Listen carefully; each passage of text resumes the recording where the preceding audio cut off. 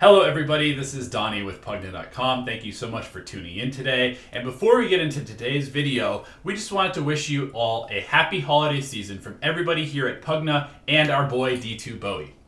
Pvgna and D2Bowie are teaming up to embrace the spirit of giving that surrounds the holiday season and do a big giveaway for everybody to show our thanks for your continued support of our YouTube channels and our Pvgna platform.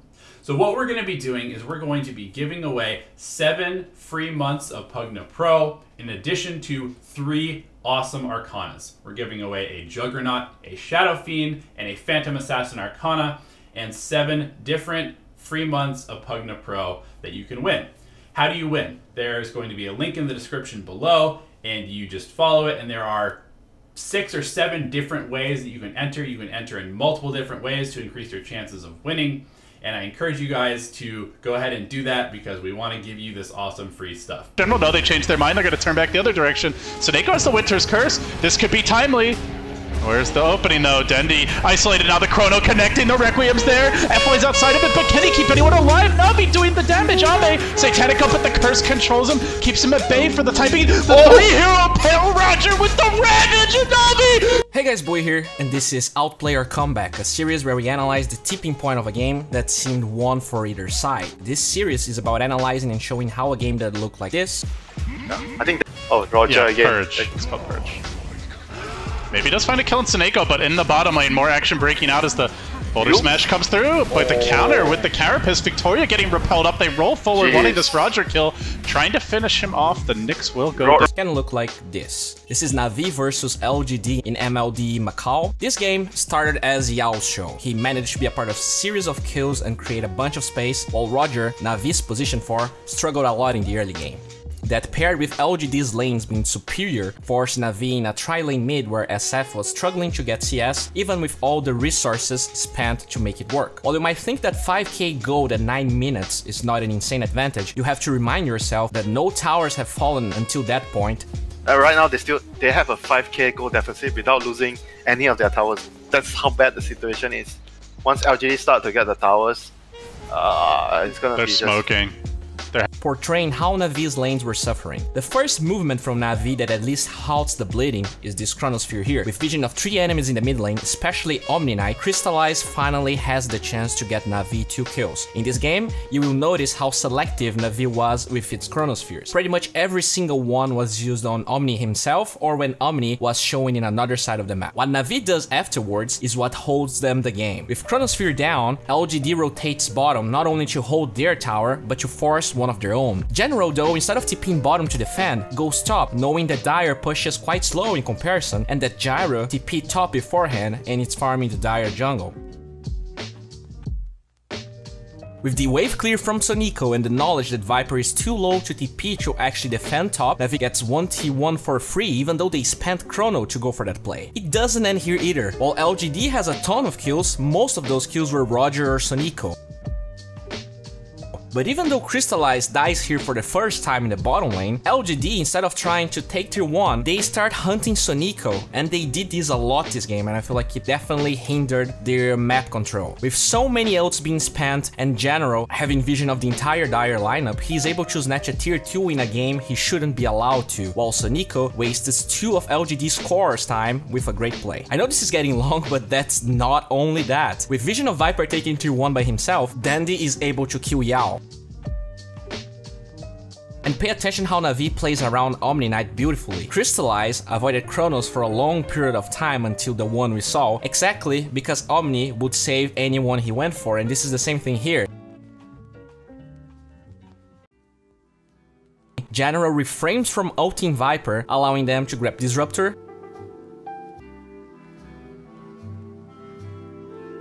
And even though Dendi dies at the end, he spends his gold beforehand. Even with all that valiant effort, LGD kept brute forcing their way through this game.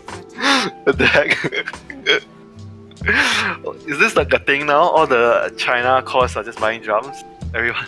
With drums on every core and Omni Knight, they slowly drag the advantage towards 10k gold. The real tipping point starts now in my opinion, at seemingly the lowest point Na'Vi was the entire game. Supports that again, their jungle dominated, 10k gold lead for LGD as I already said, but if you pay attention, all of Na'Vi's cores start migrating towards the top side of the map.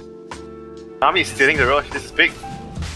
No real sign that LGD is aware of this right now. Dandy got a double damage rune a while ago, and instead of trying to use it in a fight, which would be quite underwhelming since he has no right-click build and he has no BKB still, he saves it for a sneaky Roshan or maybe a sneaky play. Even though there's the big pressure in their jungle, Na'Vi actually wants to be as far away from that while scouting LGD's movements to possibly go Rosh. While Roger did feed a lot this game, the nature of his hero combined with Winter's capabilities of lane push, this ward, and I guess LGD underestimating Na'Vi's core's capabilities resulted in the free Roshan. TPing in, but won't have time to deny. And Crystallize is pushing out top as well. Look at how well they are using the map.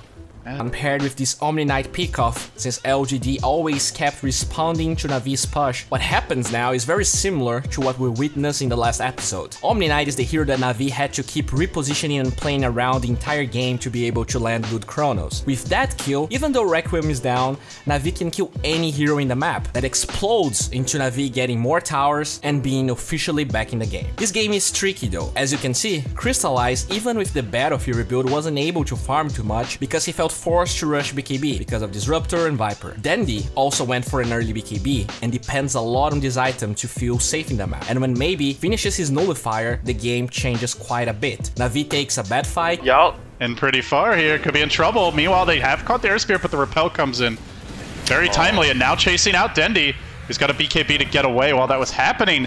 Maybe trying to get this counter kill on General. The real action breaking out though with the Chrono coming through. Crystallize forcing out the Omni ult, couldn't catch up. Why?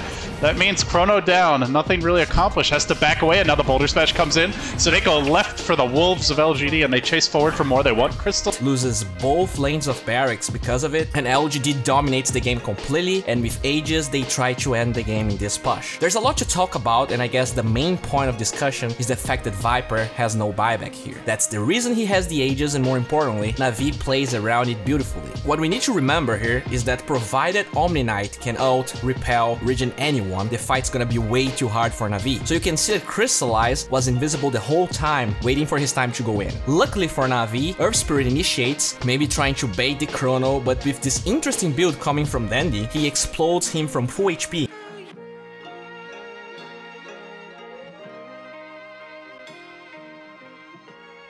And even more importantly, the Earth Spirit move baited the Omni Knight to show he was very well positioned before that, and that's all Na'Vi needed to chrono and kill him. But I want to highlight Na'Vi's decision making even more, showing how they use Roar only to waste BKB time from Gyro, but they don't actually initiate on that hero. LGD wanted to force chrono, but their movements gave Na'Vi what they wanted. Not a BKB Gyro, but Omni Knight.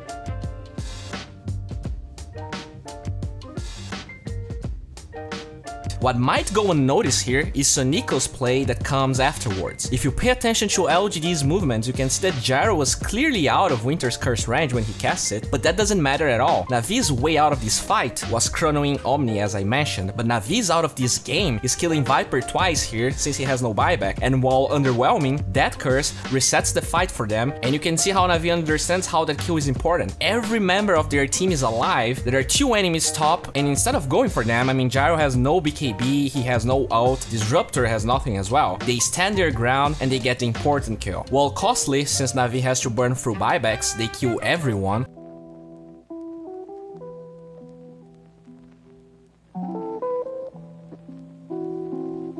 And when they go for a mid push, LGD fights without Viper, eventually losing them the game. Well guys, this is it for today. If you enjoyed this video, please make sure to subscribe to the channel and like the video. I mean, Donnie from Pvgna already said everything that I had to say. You know how those guys are cool, so if you're interested in their promotion, make sure to check the link in the description. Also follow my series Winners of Edge 707. I'm coaching via Gamer Sensei now, so if you're interested, the link is down below. If you allow me to stream the coaching session, you can actually get one for free after 3 coaching sessions. And yeah, I hope you guys had a fantastic day.